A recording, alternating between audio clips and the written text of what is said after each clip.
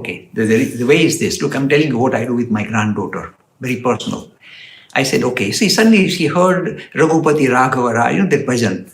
And she fell in love with the bhajan, so I started singing it.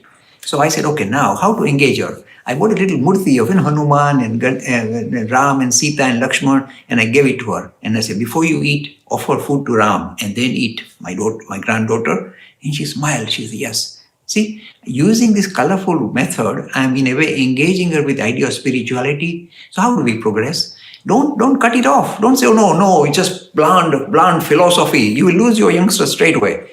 Start them off in that manner, in a very light-hearted manner. Don't impose that it's really true. If you don't offer to Ram, he's going to be upset with you. Don't talk like that, but say this is a nice thing. Go and do it, and then get a habit. So in a way, they get engaged is the right word. They don't understand it, but they get engaged with religious ideas. That's a good way to start anything, any field. So you engage them in this particular manner, but as they get older, as you are soon finding out, they will challenge you in no uncertain terms. I mean, this is my experience, and I'm very pleased they challenge us because they are going to keep us on our toes. And Nishit Bhai knows he's got a 14-year-old son who keeps him on his toes all the time. So children or youngsters, as they grow, they will start challenging, saying, this is purely storytelling, and why are you insisting this is reality? This is literally true. Why are you insisting on stuff like Ganesh's head being chopped off? So straight away, they're going to challenge you. And let it be. So the moment they start challenge, you start moving them forward. So take them away from this very colorful narrative, saying it was a very good way. You see, you love Ganesh, don't you? I love Ganesh. So that's how we started. But then you realize there is no such person sitting, hello, I'm Ganesh with my elephant head. So once you begin to challenge it or begin to find that you're outgrown this kind of initiation you had in religion, they will ask you, that's a sign they're woken up now. So when they wake up, don't say, no, it's true. How dare you argue with your daddy? Don't do that.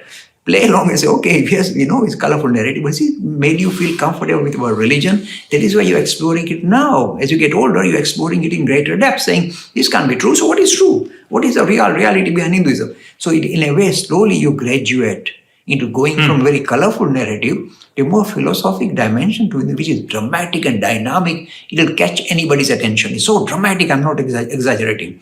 So let them grow organically. Start them off with colorful narratives. I do that all the time with my granddaughter. I say, oh, Dosima went and there was this tiger who said, I'll eat you. And Dosima said, no, don't come.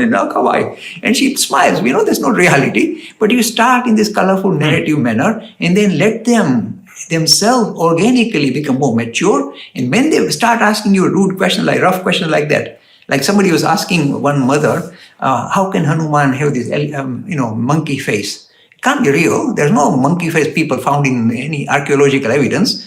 So what's going on here? Half monkey, half human. What's going on? The moment they ask, then jump in and say, okay, this was a colorful narrative.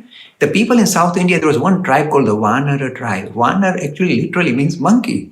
So because of that, actually it means people were living in the vana, in the forest. But from that word, somehow this caught on into the imagination. The poor Hanuman has been given monkey face. And you see, he was a great warrior, I'm pretty sure. But I'm sure that he didn't have a tail and all that. But it gets caught up. So when the children ask you, wow, how can you? There's no evidence there was a half man, half any monkey.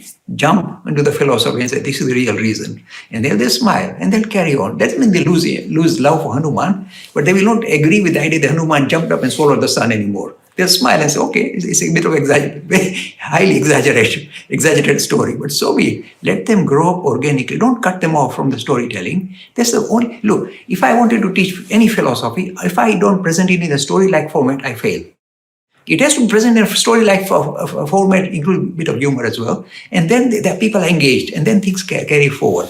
And when they challenge or ask interesting questions, then you take it forward.